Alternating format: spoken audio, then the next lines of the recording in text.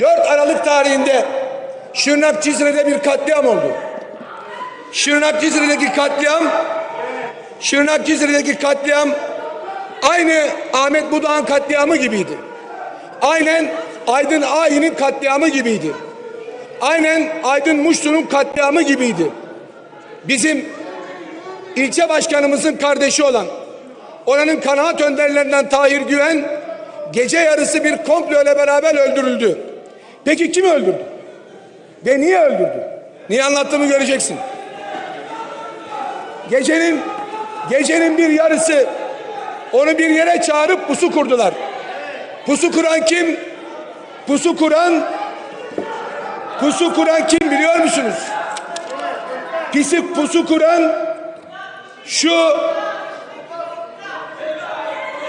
Mehmet Miraç Dinç. Peki pusu kuranı biz bu sabah nerede yakaladık? HDP'li milletvekili Hüseyin Kaçmaz'ın evinde yakaladık.